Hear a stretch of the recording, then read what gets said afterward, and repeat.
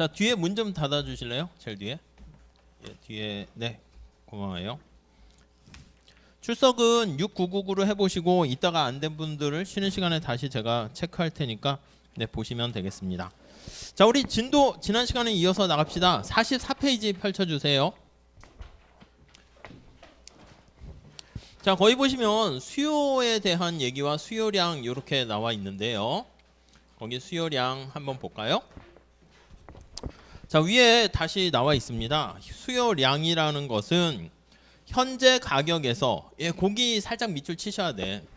그러니까 지금 주어진 가격에서 이게 정해져 있어요. 주어진 가격이 얼마인가?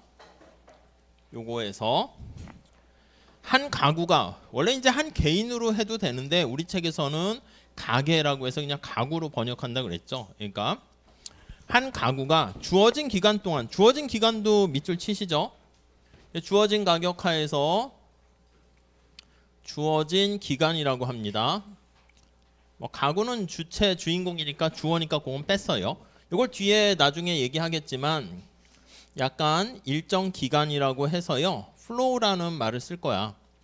이게 흘러가는 거를 측정할 때는요. 일정 기간이 있어야 돼요. 그래서 흐를 U자를 이렇게 쓰게 됩니다. 이렇게요. 자, 이거 뒤에 다시 얘기할 겁니다.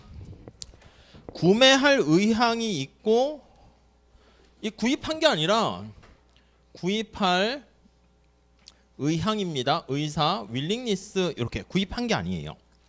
구매할 수 있는, 근데 사실 우리가 나는 A+를 받고 싶어 라고 얘기하는데 공부를 안 하면 그거는 아무 의미가 없는 거지. 그러니까 나 저거 사과를 사고 싶어 라고 했는데 돈이 없으면 또 의미가 없잖아요. 그러니까 밑에 뭐 각주에 우리 뒤에도 나오긴 하는데 당연히 구입 능력이 있다는 걸 전제로 깔고 얘기를 할 거예요. 근데 이제 엄밀하게 보면은 구입 의사와 능력을, 그러니까 구입 능력을 갖춘 구입 의사 이렇게 보시면 되겠죠. 어떤 제품의 양이다. 그래서 수량 이렇게 나와 있어요. 이게 이제 수요량입니다. 자, 다음 단락 보시면 수요량의 변화와 수요의 변화 나와 있는데 첫 번째 줄 볼게요. 어떤 제품의 수요량을 결정하는 요소로 가장 먼저 언급되는 것은 그 제품의 가격이다. 그렇죠. 제일 중요한 게 가격이 제일 중요하기 때문에 이렇게 얘기합니다. 물론 너 얼마나 살래라고 할 때 가격 이외에 다른 요인들도 많이 있어요. 그 얘기를 거기 하고 있습니다. 다른 기타 요인들도 있어요. 다른 기타 요인들도 있습니다. 어떤 사람이 부를 창조했다, 아니면 성공했다. 성공 요인이 되게 많이 있겠죠. 자, 거기 보시면 두 번째 줄에 개별 시장에서는요, 시장 가격과 수요량의 관계가 제일 중요해서요. 따라서 다른 요인들도 영향을 미칠 수 있지만 나한테 제일 관심 있는 것은 가격과 그때 수량과의 관계. 이걸 꼭 집어서 살펴보겠다 이 뜻입니다. 다른 요인들이 뭐가 있을까요? 그러면 거기 보시면 소득도 영향을 미칠 수 있고요. 세 번째 줄 부도 영향을 미칠 수 있어요. 요거랑 비슷한 듯 하지만 달라요. 우리 책에서는 그런 것들을 잘 설명해 주고 있어요. 나중에 뒤에서 볼 거고. 그리고 다른 제품의 가격 이거요. 뭐 이게 다른 제품, 이게 관련제의 가격이라고 보시면 돼요. 이거는 뭐 대체 관계냐 보완 관계냐 그렇게 구별할 수 있고요. 그 다음에 선호, 그 다음에 기대 이렇게 등등등 이렇게 많이 생각할 수가 있어요. 자, 네 번째 줄 보세요. 근데 우리가 얘기할 때 다른 요인들은 다 일정하다는 가정하에서 얘기를 해야 돼요. 안 그러면 이상한 얘기가 돼. 담배를 피우면 오래 못 살아요. 건강이 나빠져요. 이렇게 되면 유전자나 등등등 운동하는 거 이런 것들이 다 똑같다는 가정하에서 다 똑같은 두 사람이 있는데 누구는 담배를 피고 누구는 담배를 안 폈어. 그랬을 때 그 차이가 담배 피웠을 때 차이지 현실에서 그런 걸 찾기는 되게 어려운 거죠. 아시안게임에 나가는 지금 우리나라 국가대표가 더 잘해? 지난번 나간 사람이 잘해? 그러면 이게 뭐 여러 가지 상황이 다 다르기 때문에 직접 비교할 수는 없다고요. 자, 그런 얘기가 거기 쭉 나와 있습니다. 자, 두 번째 단락 볼게요. 이에 답할 때 중요한 것은 가격 변화에만 초점을 맞추고 계속 얘기하는데 다른 거는 관심이 없어서 얘네들은 일정하다고 고정돼 있다라고 가정을 할 겁니다. 가정하고 가격이 변화했을 때 어떻게 되는가 이렇게 보시면 되겠습니다. 자, 그래서 거기 보시면 다른 것들은 변하지 않는다는 가정을 유지한다는 것이다. 그거 잘 보시고 밑에 설명 바로 보시면 되겠습니다. 자, 그래서 가격과 수요량 그 관계를 한번 살펴보니까 아니 이 책의 장점이 뭐냐면 그냥 문장을 하나하나 보면 거기에 주옥 같은 많은 얘기들이 담겨 있어요. 그래서 만약에 경제학 공부하신 분들은 또 보면 아니 뭐 저렇게 쓸데없는 얘기를 해. 가격과 수요량 마이너스 관계 그냥 끝. 이렇게 해버리면은요. 사실 별로 뭐 할 게 없다니까요. 인생 사는 것도 어차피 다 죽는 건데 뭐 의미가 있습니까? 그러니까 이 책은 그러니까 제가 진도를 빨리빨리 나가서 옛날에 해봤다니까. 옛날에는 그래도 여러분들이 경제학에 처음 진입을 하는 거니까 경제학 특히 미시경제학 여기 우리 책 한 절반 정도는 뭐에 다루고 있는가를 빠르게 그냥 한 하루에 한 챕터씩 진도에서 막 나갔거든요. 그랬더니 경제학에 흥미를 잃더라고. 그러니까 진도만 저는 즐겁게 해서 저 뒤에 뭐 정보경제학, 공공재까지 쫙 나갔더니 뭐 공부 좀 하신 분들은 열심히 하는 친구는 그렇지만은 아닌 분들은 이게 뭐야 이렇게 되니까 차라리 그거보다는 하나하나 좀 이렇게 나가는 거 이것도 은근히 더 괜찮은 것 같아요. 그래서 스스로 그냥 이 책이 얼마나 좋다라는 진가를 깨닫고 나중에 혼자서 천천히 읽어보시면 공부할 수 있는 능력 그걸 키우는 그 과정이라고 보시면 되겠어요. 자, 그래서 여기에 초점을 맞춰서 볼 건데요. 결론은 얘가 마이너스 관계에 있다 이런 걸 볼 거야. 그걸 수요의 법칙 이렇게 얘기합니다.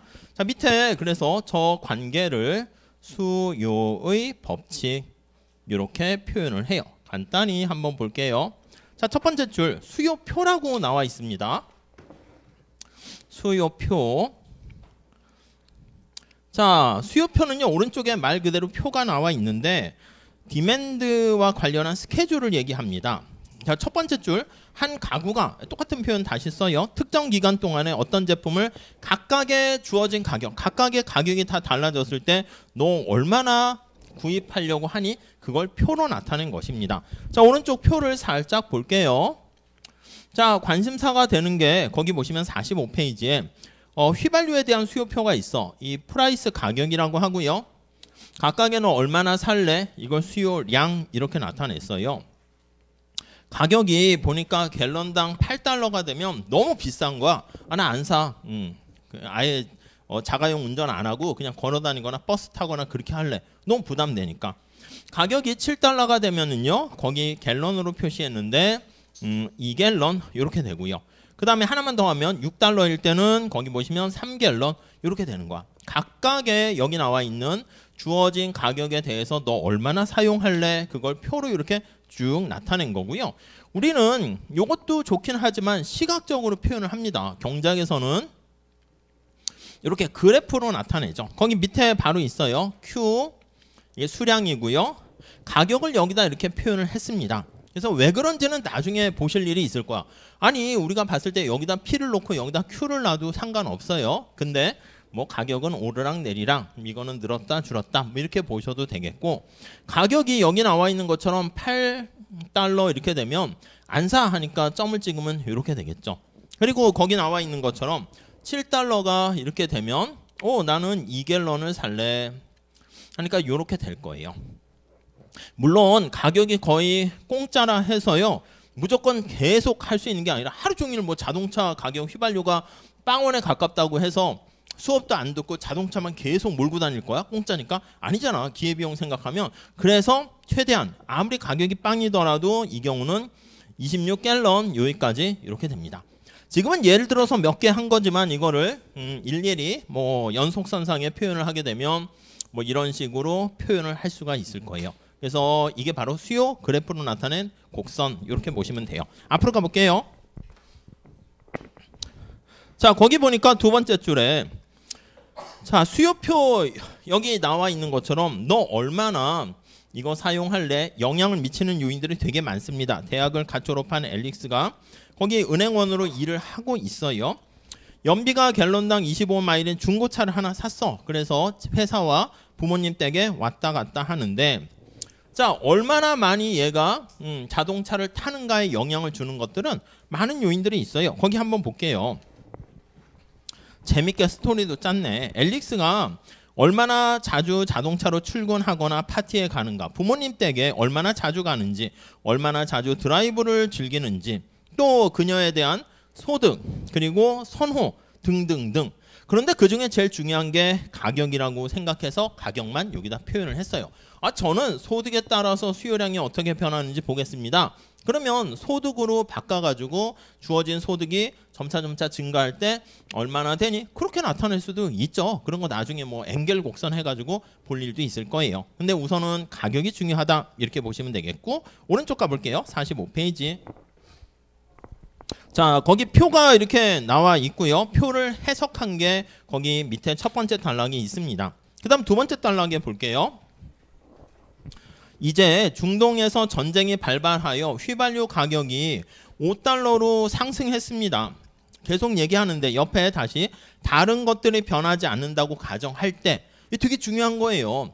그러니까 얘가 일정할 때 가격이 올라갔습니다. $5로. 그러면 가격의 상승은 앨리스의 휘발유 수요에 어떤 영향을 미치는가 라고 하면은 휘발유 가격에 부담이 되니까 거기 다음 줄에 가보시면 어떤 날은 아유 나 중고차지만 이거 연비가 안 좋아서 차 안 타, 버스 탈래, 다른 대안을 이용할 수도 있고요.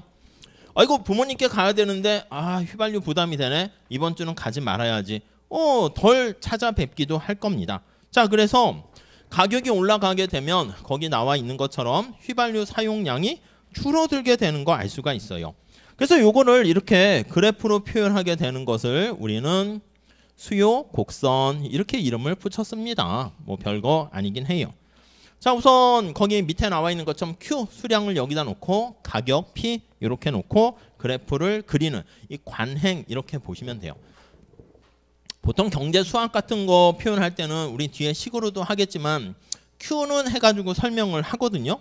그러면 우리가 보통 이렇게 얘기하잖아. Q는 뭐 수요량이다 하면 함수로 표현할 때 가격이 이렇게 소문자로 쓸게요. 이렇게 된다고, 이렇게. 그러면 함수 관계로 하면 원래는 이렇게 쓰고 원래는 이렇게 해야지 되는 거죠. 그래서 이제 경제 수학 책에도 보면 처음엔 이 함수 관계로 표현하려고 y는 fx 이런 것처럼 이렇게 써요. 근데 이제 우리는 경제 원론에서 뒤에 나오는 알프레드 마샬이 그분 책에 아예 이걸 뒤집어서 거꾸로 이렇게 썼어. 나름대로 의미가 있어요. 이게 희소한 자원이 어떻게 엘로케이션 할 것인가, 그것 때문에 그랬다는 것도 있고요. 어떤 혹자는 비하인드 스토리로 일부러 뭐 이제 부모님이 공부를 되게 많이 시켰나 보죠. 근데 얘가 이제 착해가지고 엄청나게 이제 부모님이 공부해라고 하고, 이제 사실 그렇게 얘기했는데 공부를 잘 못하고 이러면 아예 하지 말라고, 하라고도 안 할 거야. 근데 여러분들은 뭐 안 그러셨는지 모르겠지만 이거 해봐, 뭐 3살 때 뭐 영어 유치원 보내고 뭐 하고 한자 하고 했는데 얘가 잘 따라오는 거야. 근데 부모님께는 얘기를 못하면서 꾹꾹 화가 나고 하기 싫은 거 참으면서 했나 보지. 근데 그러다가 나중에 이제 뭐 수학도 되게 마샬이 잘했대. 거의 막 수학 박사급, 뭐 그 당시에 뭐 그런 건 많지는 않았지만 그 정도 수준까지 됐는데, 제가 봤을 때는 그 책에 보니까 소극적인 저항 비슷하게 부모님한테 얘기하는 거예요. 아버지 뭐 책 나왔어요 하니까 어이구 그래? 그러면 너 그 마샬이 쓴 책에도 보면 수학이나 이런 것들 하나도 거의 없어요. 딱 하나 있고 그래프 하나 있는데 그게 바로 이거거든요. 근데 되게 웃긴 게 간단한 1차 함수식을 일부러 뒤집어 가지고 일부러 그랬다 하는 뭐 썰도 있어요. 그러니까 아버지한테, 아버지가 딱 보니까 아니 뭐야 이런 것도 틀려? 뭐 이런 거 재미없나요? 아무튼 그냥 정리를 다시 하게 되면은, 그러니까 막 이렇게 우리가 할 때 원래 여기다 P를 놓고 저기다 Q를 놔야 되는데 관례상 그렇게 하기로 했으니까 어려운 그래프도 아니잖아. 그러니까 거기에 좀 익숙하게 보시면 되겠어요. 그래서 거기 보시면 관행, 이게 관행이고요. 마샬 때부터. 그래서 우리도 이를 따를 것이다. 예. 그러니까 아까 말씀드린 야 경장 너네 수학 막 쓴다면서 아니 1차 함수 요거 나타내는 함수 관계도 뒤집어 쓰고 도대체 이게 뭐 하는 거야? 이렇게 얘기하는데 할 말은 없어요. 근데 나름 의미가 있어. 뭐 이렇게 해서 넘어가긴 합니다. 자, 요거 특성을 한번 볼게요. 이 수요 곡선은 먼저 특성이 우하향한다라는 거 이렇게 나와 있고요. 자, 밑에 나와 있죠. 자, 앞에 나와 있는 표는요, 가격이 하락하면 엘릭스가 휘발유를 더 많이 구매하게 되고 상승하면 덜 구매한다라는, 요거 우하향한다라는 것은 두 개가 마이너스 관계에 있다라는 것을 의미하네요. 오케이? 뭐 그 정도 보시고, 자, 이거를요 수요의 법칙이라고 얘기합니다. 수요의 법칙. 이렇게요. 자, 거기 보니까 알프레드 마샬이 1890년에 펴낸 교과서에서 처음 언급을 해서요, 우리도 그렇게 얘기하는데, 다음 페이지 가볼까요?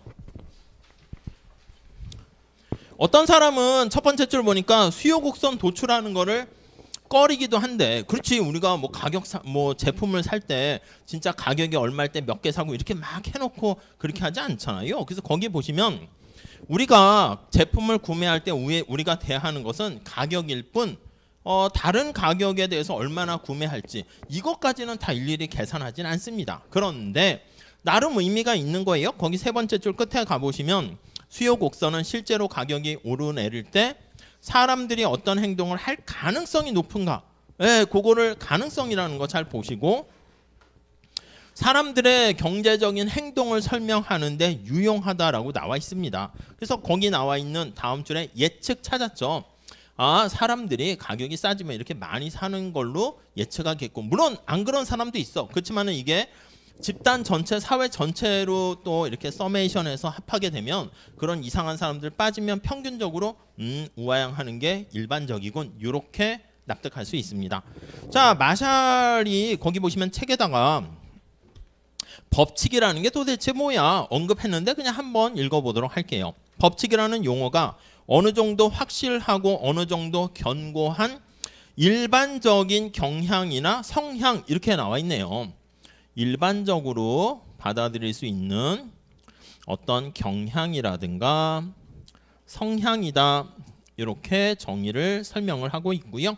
사회 법칙이라는 것은 그러니까 사회적인 경향에 대한 표현이다. 그래서 어떤 상황에 사회 구성원이 취할 것으로 예상되는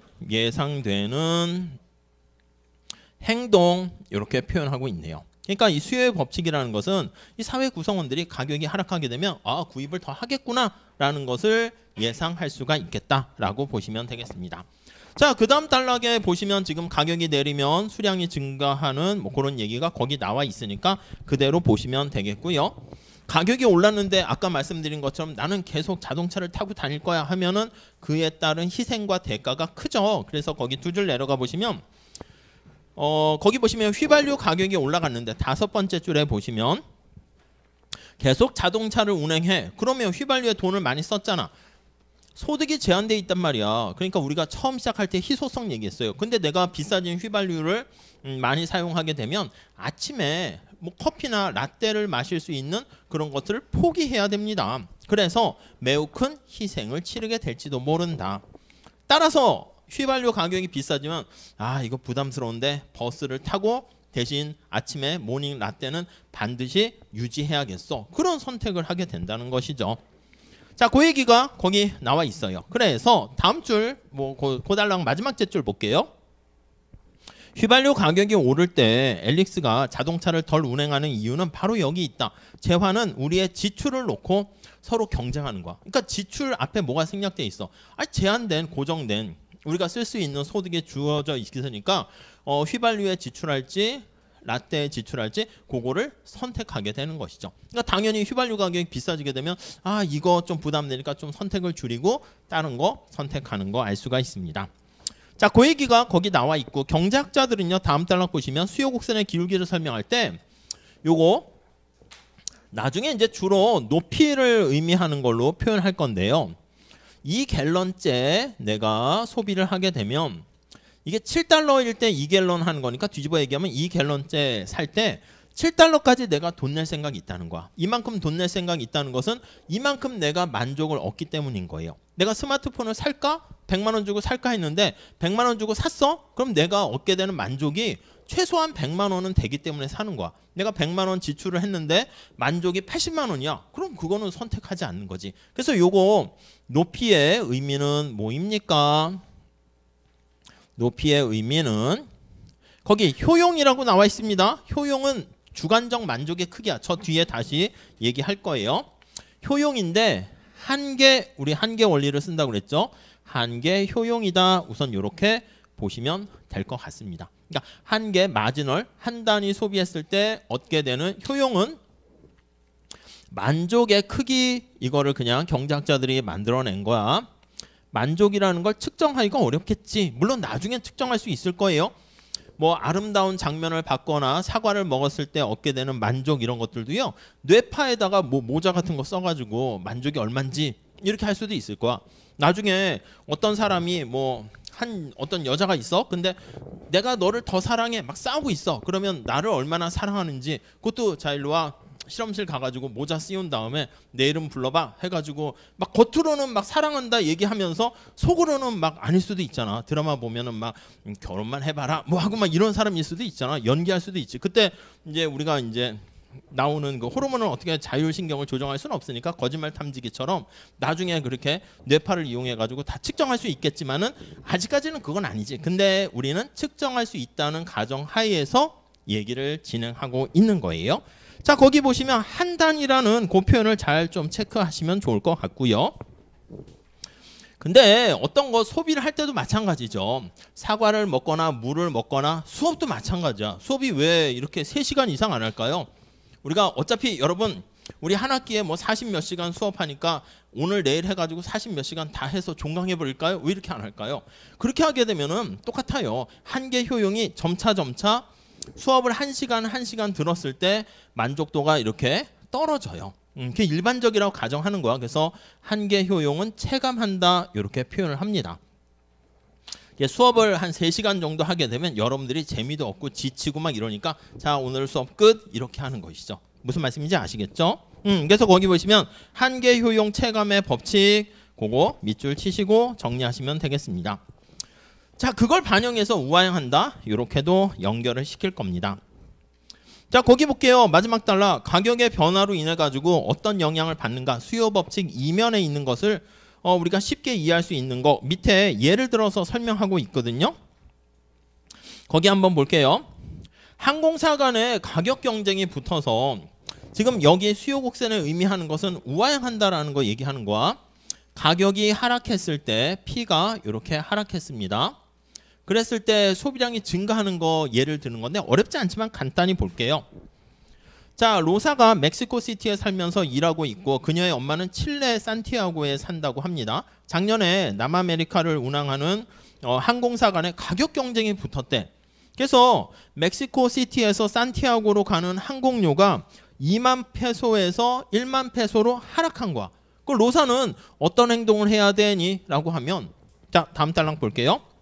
첫 번째는 금전적 형편이 전보다 나아졌다, 이렇게 얘기합니다. 이렇게 되면 돈으로 따졌을 때 금전적인 형편이 높아졌어요, 나아졌다, 증가했다, 이렇게 볼게요.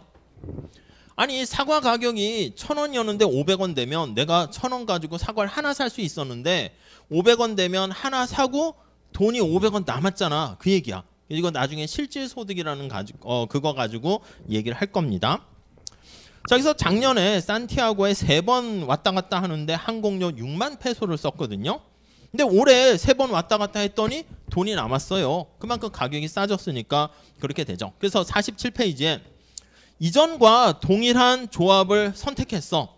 그러니까 가격이 하락하게 되면 이 뜻은 뭡니까? 라고 하면 이전과 동일한 구매를 한 거야. 동일한 조합을 선택을 했거든요.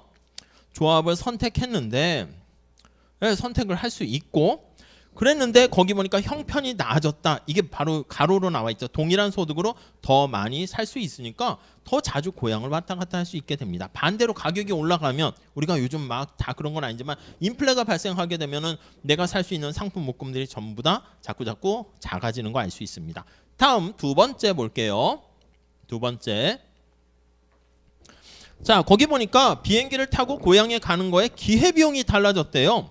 아니, 가격 경쟁이 있기 전에 고향에 갈 때마다 2만 페소어치 다른 재화나 서비스를 포기해야 돼. 내가 만약에 비행기 티켓을 샀으니까 아까 얘기한 것처럼 휘발유 가격이 올라가면 내가 그게 비싸지면 모닝 커피를 마실 수 있는 거를 포기해야 되는 거잖아. 그러니까 대가를 크게 치러야 되는 거죠. 거기 나와 있는 것처럼 기회비용이 달라지네요.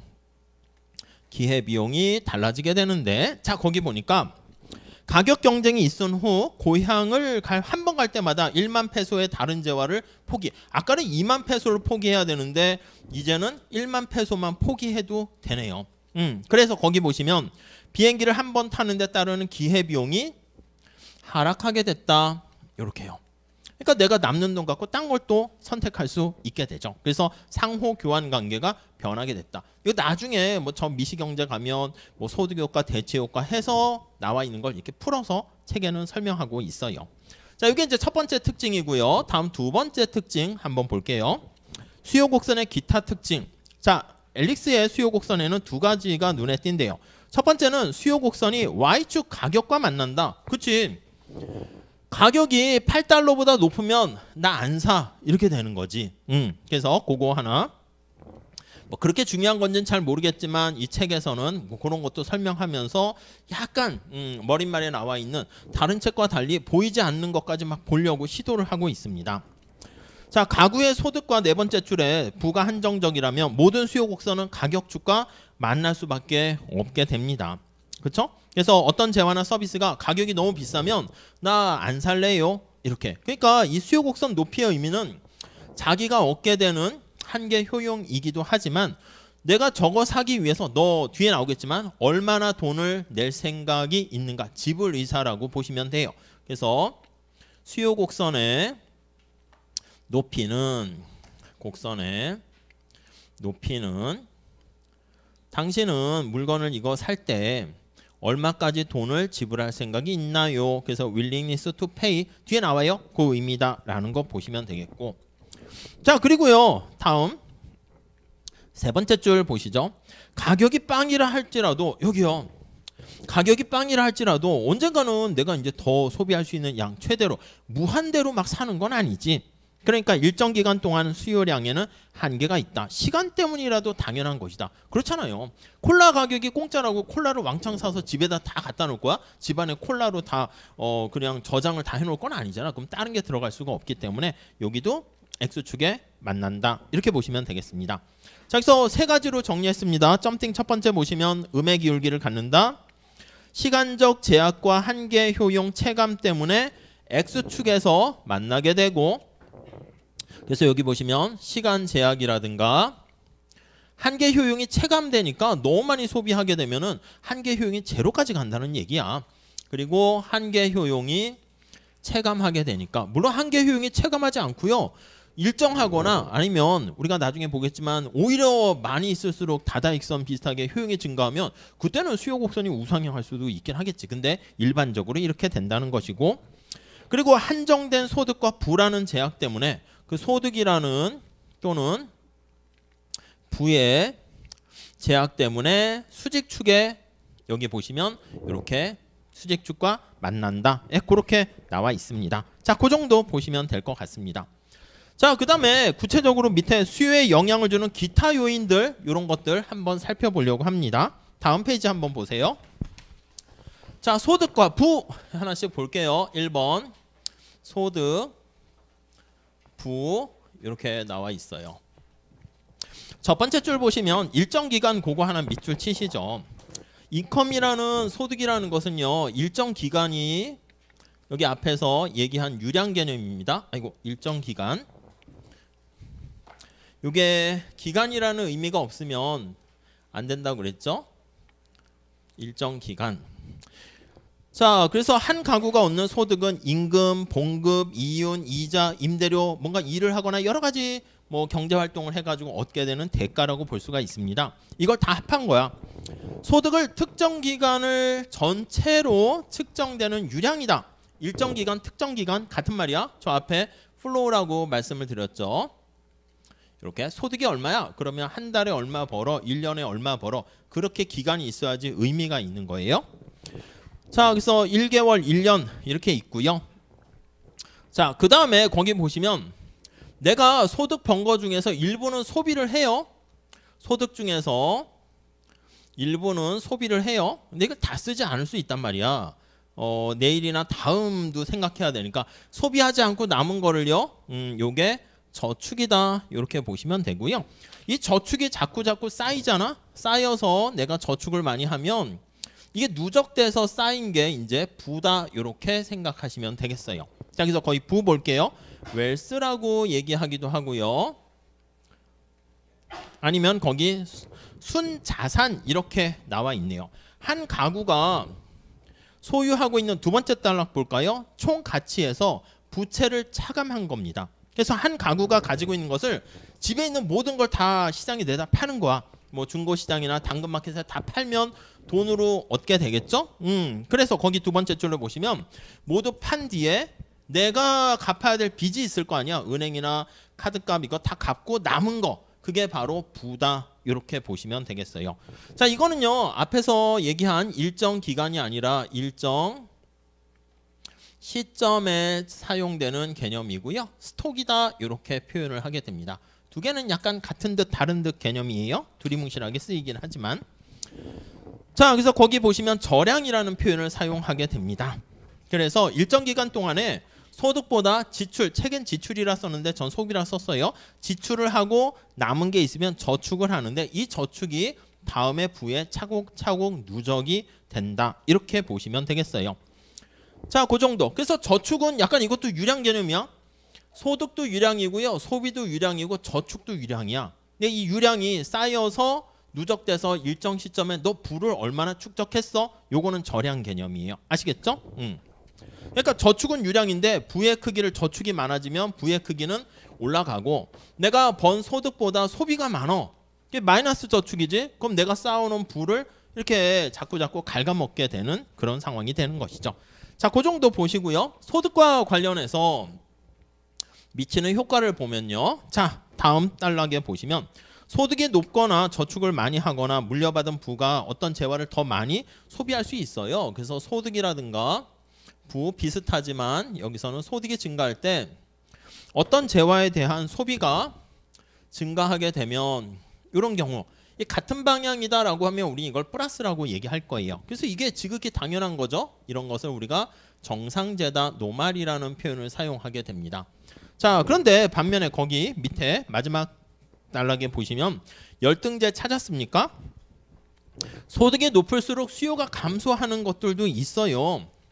이게 아예 쓰레기라는 건 아니고 내가 부가 증가하고 소득이 증가하게 되면 그거를 덜 먹고 거기 보시면 척 스테이크라고 나와 있네. 질 낮은 쇠고기 대신에 뭔가 질 좋은 걸로 바꾸겠죠.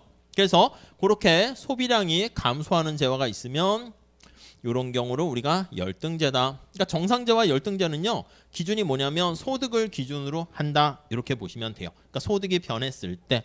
물론 여기서도 마찬가지야. 저 가격은 그대로 있는데 소득이 증가했을 때 이렇게 얘기할 수 있어요. 자, 다음. 자, 밑에 다른 재화나 서비스의 가격 한번 보도록 하겠습니다. 네. 자, 두 번째 여기 보시면 다른 재화의 가격. 이거는 이제 보완제랑 대체제 이렇게 얘기할 건데 가격 한번 보도록 하시죠. 자, 밑에 볼까요? 첫 번째 줄에 소비자는 한 재화의 구매량을 따로 결정하지 않으며 각 재화의 구매량은 동시에 이루어지는 다양한 의사결정의 집합이라는 큰 틀의 한 부분인데요. 자, 거기 보면 자신의 소득을 다양한 재화나 이런 거 서비스를 구매하는데 할당하는 거야. 내가 돈을 벌었어. 어떤 거 살까 고민한다고. 선택할 수 있는 재화가 여러 개 있어요. 자, 그래서 거기 보시면 대체라는 표현 나와 있습니다. 그래서 다음 단락 볼까요? 한 재화의 가격이 상승할 때 다른 재화의 수요가 증가하면 같은 방향의 움직임이라고 해요. 우리 이렇게 할까? 뭐뭐라고 할까요? 콜라가 있고요. 사이다가 있고요. 내가 햄버거를 먹는다고 할게요. 햄버거 이렇게. 그러면 느낌이 딱 봐도요. 이렇게 콜라와 사이다는요. 내가 햄버거 먹을 때 탄산음료랑 같이 먹게 되는 건데 콜라 가격이 비싸면 어차피 저한테는 뭐 콜라나 사이다나 뭐 비슷해요. 상관없어요. 그러면 콜라 대신 사이다 이렇게 할 수 있는 거야. 그러니까 대신할 수 있다. 이거를요. 대신에 이게 대체제다, 대체관계다 이렇게 보시면 되겠어요. 서로 대체관계는 느낌이 경쟁관계다 이렇게 생각하시면 되겠어요. 경쟁관계. 회사에 들어갔는데 내가 몸이 아파가지고 아이고 내가 부장님한테 제가 몸이 안 좋아서 오늘 못 갈 것 같아요 했더니 부장님이 그래 걱정 마 오늘 나오지 마 너를 대신할 만한 사람은 굉장히 많어 이렇게 약간 씁쓸하기도 해 나 없어도 회사는 잘 돌아가는구나 경쟁자가 되게 많다는 얘기야. 근데 이 보완관계라는 건 뭐냐면 내가 약간 이런 느낌 콜라와 햄버거는 햄버거 먹을 때 목이 막히고 답답한 그런 상황이니까 콜라까지 같이 먹어야지 만족감이 더 증가한단 말이야. 요거는 같이 소비를 하게 되면 약간 시너지 효과가 있게 되는 이런 것들이 있잖아요. 이걸 이제 보완관계다 이렇게 얘기를 할 거예요. 보완관계. 두 개는 이제 보완제 관계다 이렇게 생각을 하시면 되겠습니다. 자, 그래서 거기 보시면 이렇게 한번 볼까요? 그러니까 이렇게 할게요. 가격인데 콜라의 가격이 비싸졌다고 할게요. 그럼 당연히 이 콜라가 비싸졌네. 그러면 콜라에 대한 소비량은 줄어들 거야. 저 앞에 얘기한 것처럼 콜라에 대한 소비량은 이렇게 줄어들어요. 대신에 사이다에 대한 소비량은 이렇게 증가하겠죠. 오케이? 이해 가시죠? 근데 콜라 가격이 비싸지니까 콜라 소비는 줄어. 근데 사이다는 증가하지만 대신 햄버거 살 때도 패키지로 같이 먹어야 되는데 약간 콜라 가격이 비싸니까 햄버거에 대한 소비도 같이 덩달아 이렇게 좀 주는 관계입니다. 그래서 보완관계는 굳이 얘기하면 표현을 할 때 약간 덩달아 이런 표현이 들어가 있어요. 그러니까 느낌이 대신에 경쟁관계, 쟤와 나가 경쟁관계다. 그럼 대신에 이런 관계이기 때문에 이거는 약간 대체관계고요. 제가 망하면 나도 망하는 그런 상황이다. 그러면 이거는 사실 보완관계다. 이렇게 보시면 돼요.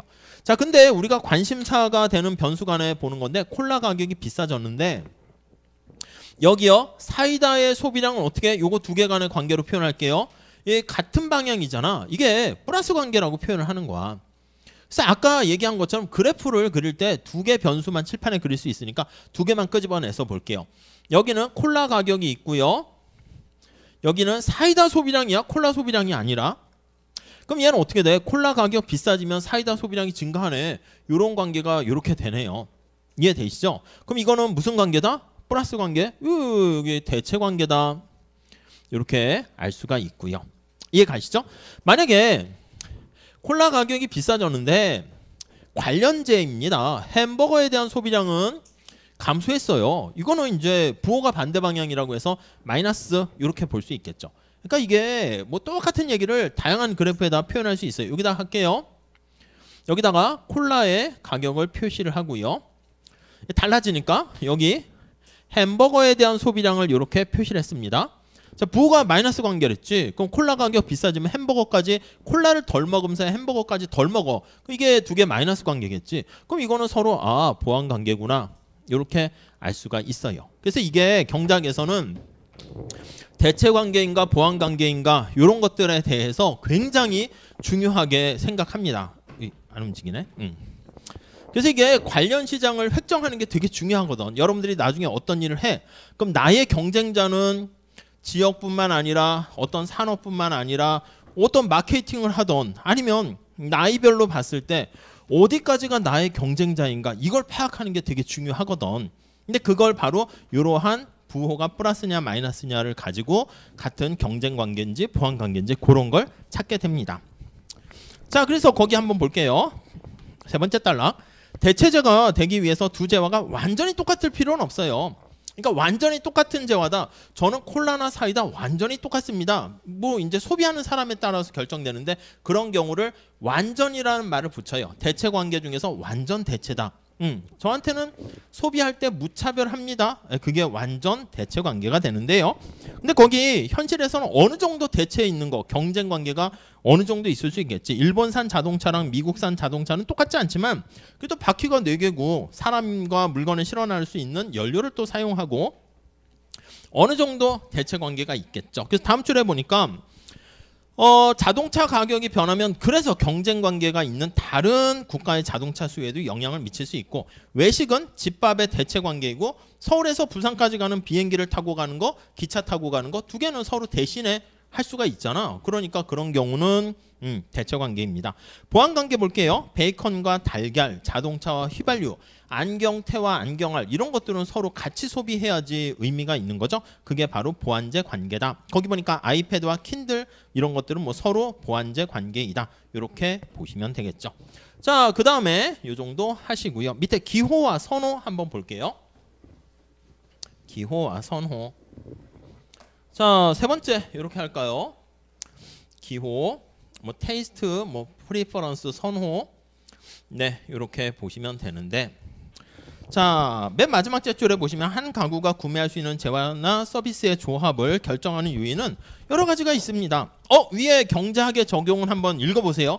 뭐 어려운 얘기는 아니고요. 한번 읽어보시고 거기 질문 나와 있는 거, 거기 나와 있는 것들을 해가지고 제가 중간고사 때 문제로 낼게요. 아셨죠? 그래서 중간고사는 뭐 벌써 준비할 건 아니긴 하지만 금방 갔네요. 아무튼 여기 책에 나와 있는 내용들 가지고 예전에는 그냥 코로나 때문에 채점하기도 편하게 하려고 객관식으로 내고 막 이렇게 했는데 이제는 어차피 실강이고 뭐 이렇게 제가 직접 대면으로 하고 하니까 주관식으로 할게요. 그래서 여러분들이 생각한 거랑 뭐 그래프 그리고 내용 쓰고 뭐 이렇게 책을 꼼꼼히 잘 보시면 다 쓸 수 있도록 할 테니까 그렇게 보시면 되겠어요. 그러니까 위에 읽어봤나 안 읽어봤나 뭐 그런 것들. 자, 우선 그 표는 위에 있는 거는 보시고 밑으로 내려가 보도록 할게요.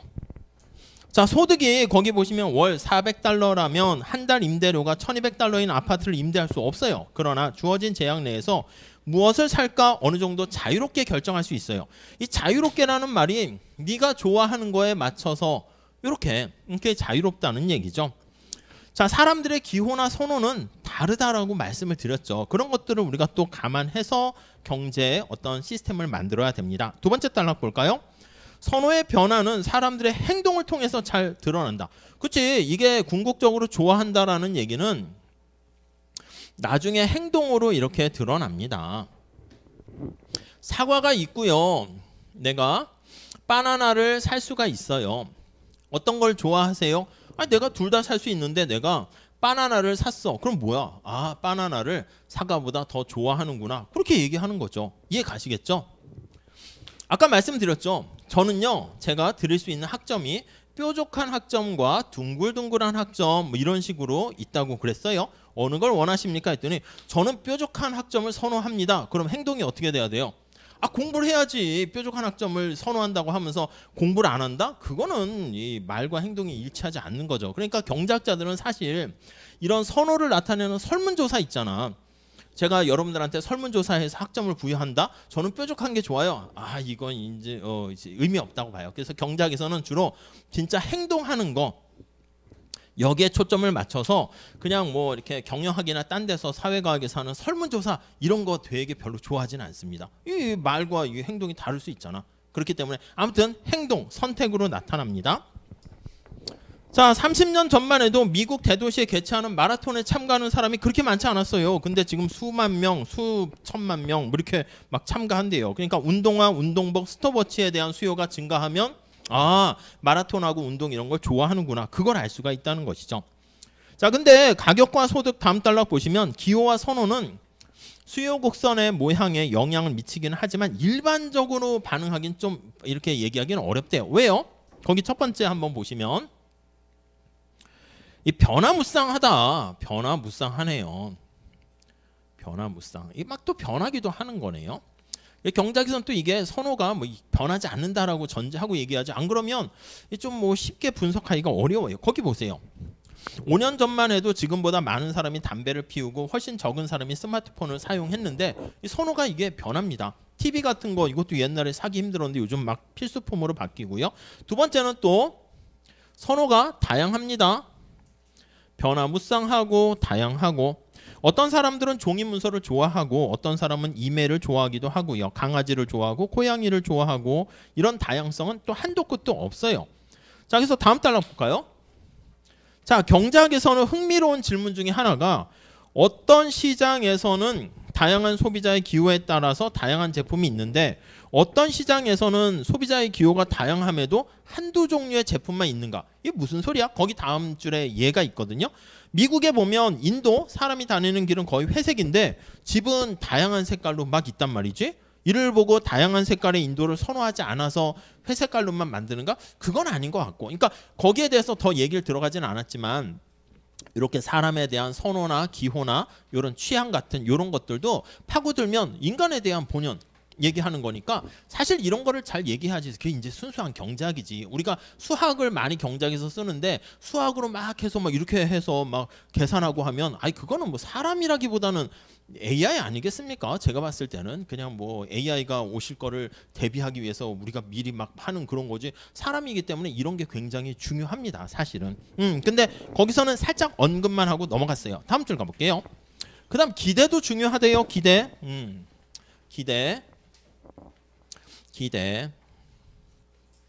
기대가 뭔데? 첫 번째 줄 볼까요? 우리가 오늘 사려고 하는 것은 분명히 오늘 현재 가격입니다. 현재 소득과 지금 현재 부. 예, 그게 이제 중요한 영향을 주는 건 맞는데 이거는 사실 보면 미래라고 보시면 돼요. 미래의 가격이 어떻게 변할까? 예상을 하는 거죠. 예측을 하는 거지. 나의 미래 소득이 얼마가 될까? 그러니까 지금 현재 나와 미래 나는 똑같아요? 다른 거예요? 같은 나, 뭐 같은 아이덴티티는 일정하겠지만 이게 다르단 말이에요. 변한단 말이에요. 그러니까 지금 현재 가격과 미래 가격도 달라요. 지금 현재 내가 소득은 얼마 없지만 앞으로 떼부자가 될 수 있는 거와 미래 소득은 다르게 봐야 됩니다. 자, 그래서 그걸 예상하면서 기대하면서 우리가 선택을 합니다. 자, 그래서 두 번째 줄 보시면 미래 가격이 변할 것이라는 기대도 하게 되고 근데 행동은 오늘 당장 해야 돼.